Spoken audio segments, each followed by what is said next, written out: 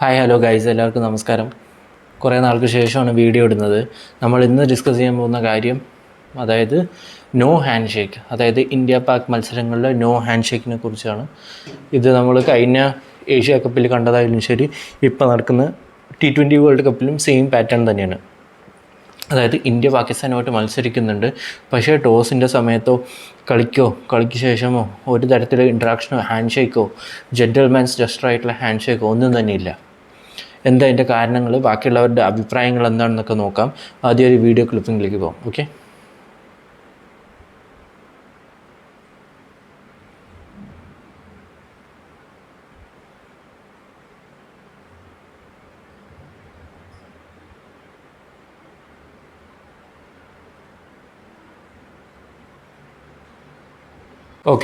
അപ്പോൾ ആദ്യം തന്നെ പറയാലോ, വളരെ സന്തോഷമായിട്ടുള്ള വാർത്തയാണ്.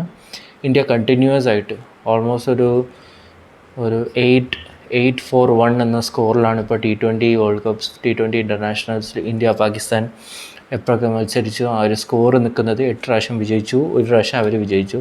ഇന്നലത്തെ വിജയം നല്ല രീതിയിൽ ഡോമിനേറ്റ് ചെയ്ത് തന്നെ നമ്മൾ ജയിച്ച ഒരു വിജയമാണ്. അത് വളരെയധികം അഭിമാനമുണ്ട്, വളരെയധികം സന്തോഷമുണ്ട്. പിന്നെ പണ്ട് നമ്മൾ കണ്ടിരുന്ന പോലുള്ള ഒരു റൈവൽറി ഒന്നും ഇപ്പോൾ ആ ഒരു ത്രില്ലോ അല്ലെങ്കിൽ ഒന്നും തന്നെ കാണാൻ പറ്റുന്നില്ല. പണ്ട് നമ്മൾ കണ്ട 90s ടീമായാലും ശരി, 2000ങ്ങളുടെ തുടക്കത്തിലായാലും ശരി, ധോണി കോഹ്ലി കാലഘട്ടത്തിലുള്ള മാച്ചസ് ആയാലും ശരി, ആ ഒരു മെയിനായിട്ട് പറയുകയാണെങ്കിൽ ഇന്ത്യൻ ടീം അതേപോലുള്ള സ്റ്റാൻഡേർഡ് നിലനിർത്തുന്നുണ്ടെങ്കിലും പാകിസ്ഥാൻ്റെ സൈഡിൽ നിന്ന് അത്രയ്ക്കൊരു ടാലൻറ്റ് പൂൾ അല്ലെങ്കിൽ അത്ര ഒരു ടാലൻറ്റഡ് പ്ലെയേഴ്സ് അവർ ജനറേറ്റ് ചെയ്യുന്നില്ല എന്ന് തോന്നുന്നു.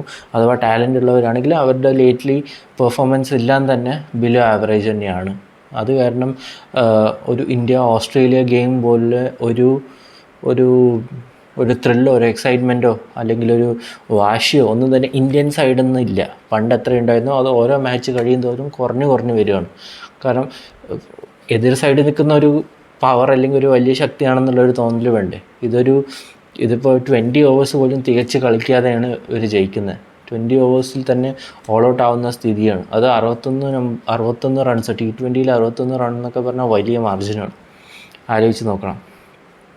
അപ്പം അത് ഒരു സൈഡിൽ വേണ്ട രീതിയിലുള്ള ഒരു ചാലഞ്ചിങ് ആയിട്ടുള്ള ഒരു മാച്ചോ അല്ലെങ്കിൽ ചാലഞ്ചിങ് ആയിട്ടുള്ള ഒപ്പോണൻ്റ് ആണോയെന്ന് എനിക്ക് തോന്നുന്നില്ല പാകിസ്ഥാൻ. അത് കാരണം ഈ ഒരു റൈവൽറി ഇത്ര ഹൈപ്പ് ചെയ്യണമെന്ന് എനിക്ക് ഡൗട്ടുണ്ട് ഇനിയുള്ള കാലത്തേക്ക്.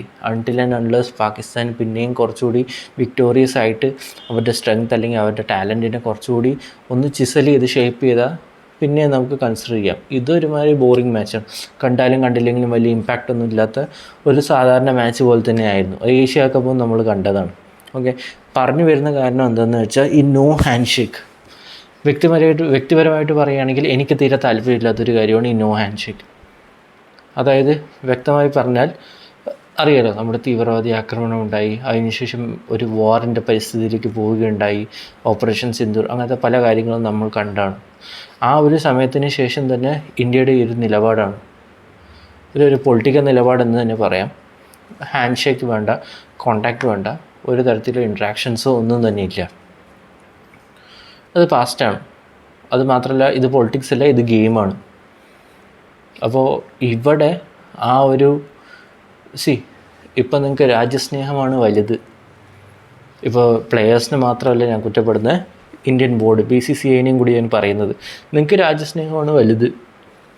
നമ്മുടെ ശത്രു രാജ്യമാണ്, അവരുടെ പൊളിറ്റിക്സ് അല്ലെങ്കിൽ അവരുടെ ബാക്കിയുള്ള ഡിപ്ലോമസി അല്ലെങ്കിൽ ടെററിസത്തിനെ സപ്പോർട്ട് ചെയ്യുന്ന രീതികളൊക്കെ നിങ്ങൾക്ക് ഇഷ്ടമല്ലെങ്കിൽ നിങ്ങൾ അവർ നിൽക്കുന്ന ടൂർണമെൻറ്റിൽ പങ്കെടുക്കാതിരിക്കുകയാണ് വേണ്ടത്. അല്ലെങ്കിൽ അവരുമായിട്ട് ഏത് തരത്തിലുള്ള ഇൻട്രാക്ഷൻ ഉണ്ടോ അതെല്ലാം കട്ട് ഓഫ് ചെയ്യുകയാണ് വേണ്ടത്. നിങ്ങൾക്കിപ്പോൾ അത്രയ്ക്ക് ദേശസ്നേഹമാണ് നിങ്ങളുടെ പ്രധാനമായിട്ടുള്ള കൺസേൺ അല്ലെങ്കിൽ വാല്യൂ എങ്കിൽ. ബട്ട് പ്രോബ്ലം എന്താണെന്ന് വെച്ചാൽ, നിങ്ങൾക്ക് ഈ ഒരു tournament matches, India Pakistan rivalry, അത്രയ്ക്ക് വലിയ മണി കളക്റ്റിംഗ് ആയിട്ടുള്ള ഒരു മാച്ചിൻ്റെ റവന്യൂ നിങ്ങൾക്ക് വേണം. മെയിനായിട്ട് പറയുന്നത് BCCIൻ്റെ കൊണ്ടാണ്, ഗവൺമെൻറ്റിൻ്റെ കൊണ്ടാണ്. BCCI obviously control by the government. അപ്പോൾ ഈ ഒരു മാച്ചിൻ്റെ റവന്യൂ, ആഡ് റവന്യൂ, ബാക്കി സ്പോൺസർഷിപ്സിൻ്റെ റവന്യൂ എല്ലാം നിങ്ങൾക്ക് വേണം. നിങ്ങൾക്ക് അതിൻ്റെ മാക്സിമം, ഈ ഒരു ഇന്ത്യ പാക് മാച്ചിൻ്റെ മാക്സിമം റവന്യൂ അല്ലെങ്കിൽ ബെനിഫിറ്റ്സ് നിങ്ങൾക്ക് ഊറ്റിയെടുക്കണം. പക്ഷേ അറ്റ് ദ സെയിം ടൈം ഈ ഒരു ഗെയിമിൻ്റെ ഒരു സ്പോർട്സ്മാൻഷിപ്പ് ഉണ്ട്. അതായത് ഇതിൻ്റെ ഇടയിൽ വന്ന് നിൽക്കുന്ന പ്ലെയേഴ്സ് ഉണ്ട്. നിങ്ങൾക്കത് പൊളിറ്റിക്സ് ആയിരിക്കാം, നിങ്ങൾക്ക് പുറകെ ഇരുന്ന് കളിച്ചാൽ മതി. പക്ഷെ കളിക്കുന്ന പ്ലെയേഴ്സ് ഉണ്ട്, അവരുടെ ഒരു സ്പോർട്സ്മാൻഷിപ്പ് ഉണ്ട്, അതിനെയൊക്കെയാണ് നല്ല രീതിയിൽ അഫക്റ്റ് ചെയ്യണം. വ്യക്തമായിട്ട് പറയുകയാണെങ്കിൽ നമ്മൾ സഞ്ജയ് മഞ്ജരേക്കറിൻ്റെ ഒരു ട്വീറ്റ് ഉണ്ടായിരുന്നു, this no shaking hand is such a silly thing that India has started. It's unbecoming of a nation like us. Either play properly with the spirit of game or don't play at all. പറയുന്നത് വളരെ കാര്യമായിട്ടുള്ള കാര്യമാണ്. ഇത്രയ്ക്ക് silly ആയിട്ടുള്ള ഒരു തരത്തിലും sense ഇല്ലാത്തൊരു കാര്യമാണ് ഈ നോ ഷേക്കിംഗ് ഓഫ് ഹാൻഡ്സ്. അതും ഇന്ത്യ പോലുള്ള ഒരു വലിയ രീതിയിൽ ക്രിക്കറ്റിൽ ആധിപത്യം അല്ലെങ്കിൽ ലീഡർഷിപ്പ് കൊണ്ടു നടക്കുന്ന ഒരു രാജ്യത്തിന് ഈ ഒരു ഗെയിമിൻ്റെ ഇടയ്ക്ക് ഈ ഒരു നോ ഹാൻഡ് ഷേക്ക് പോലുള്ള ഒരു കാര്യം ചെയ്യേണ്ട ഒരാവശ്യമില്ല. അദ്ദേഹം പറഞ്ഞു വെക്കുന്നത്, നിങ്ങൾ ഈദർ പ്ലേ പ്രോപ്പർലി, വ്യക്തമായിട്ട് നല്ല രീതിയിൽ കളിക്കുക, ആ ഗെയിമിൻ്റെ എല്ലാ സ്പിരിറ്റും എല്ലാ മാന്യതയും എല്ലാ വാല്യൂസും എല്ലാം ഉൾക്കൊണ്ട് കളിക്കുക, അല്ലെങ്കിൽ കളിക്കാതിരിക്കുക. ഇത് നിങ്ങൾക്ക് കളിക്കുകയും വേണം, ഈ കാര്യം ചെയ്യാനും പറ്റില്ല എന്ന് പറഞ്ഞാൽ അപ്പോൾ നിങ്ങൾക്ക് ഇത്രയ്ക്ക് പാകിസ്ഥാൻ്റെ കൂടെ വിരോധം ഉണ്ടെങ്കിൽ അവരുടെ കൂടെ എന്തിനാണ് കളിക്കുന്നത്? എന്ത് പ്രൂവ് ചെയ്യാനാണ് കളിക്കുന്നത്? അതേപോലെ തന്നെ നമ്മുടെ ഹർഷ ബോഗ്ലെ പറഞ്ഞ വേറൊരു കാര്യമുണ്ട്, I am not excited about the India versus Pak match anymore because it has become a tool for politics. The game is now filled with provocative statements and war-like gestures. That's not cricket. അതായത് പണ്ട് നടന്ന പോലെ India Pakistan match ഒരു cricket match എന്നതിലുപരി ഇതൊരു വാർ, അതായത് അവരുടെ gestures ആയാലും ശരി, നമ്മൾ ഏഷ്യ ഗെയിമിൽ ഏഷ്യ കപ്പിലൊക്കെ കണ്ടാണ്. അതായത് ഈ മിസൈൽ വിടുന്നതും എയറോപ്ലെയിൻ വീഴുന്ന പോലെയുള്ള ഒരുപാട് ജസ്റ്റേഴ്സ് കാണുകയുണ്ടായി. പ്രൊവോക്കേറ്റിംഗ് സ്റ്റേറ്റ്മെൻറ്റ്സ്, പ്ലേയേഴ്സ് തമ്മിലുള്ള പ്രൊവോക്കേഷൻ, അഗ്രസീവായിട്ടുള്ള സ്റ്റേറ്റ്മെൻറ്റ്സ്, അങ്ങനെയുള്ള കാര്യങ്ങൾ, അതിൻ്റെ ഇടയ്ക്കുള്ള ഈ ഒരു നോ ഹാൻഡ് ഷേക്ക് പോലുള്ള ജസ്റ്റേഴ്സ്, ഇതെല്ലാം ഒരു വാർ പോലുള്ള സിനാരിയാണ് ഉണ്ടാക്കുന്നത്. ഇതൊരു ക്രിക്കറ്റിന് പറ്റിയതോ അല്ലെങ്കിൽ ഒരു ജെൻറ്റിൽസ്മാൻ സ്പോർട്സിന് പറ്റിയ ഒരു ഗെയിമിന് പറ്റിയ ഒരു എൻവയൺമെൻറ്റോ അറ്റ്മോസ്ഫിയറോ അല്ല ഉണ്ടാക്കുന്നത്.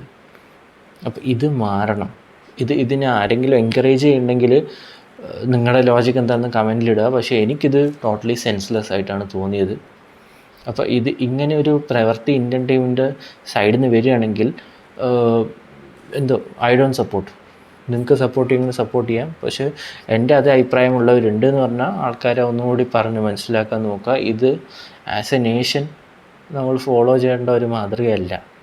സത്യം പറഞ്ഞാൽ ഭയങ്കര പിന്തിരിപ്പിനാണ്, ബിസിനസ് മൈൻഡഡാണെന്ന് ഞാൻ പറയുള്ളൂ. അല്ലാതെ രാജ്യസ്നേഹം ഒരു തരത്തിലും എനിക്കിത് കാണാൻ പറ്റുന്നില്ല. Okay, that's it for today. Opinions എന്താണെന്ന് കമൻറ്റിൽ രേഖപ്പെടുത്തുക. വീഡിയോയിൽ കാണുന്നവരെ ബൈ.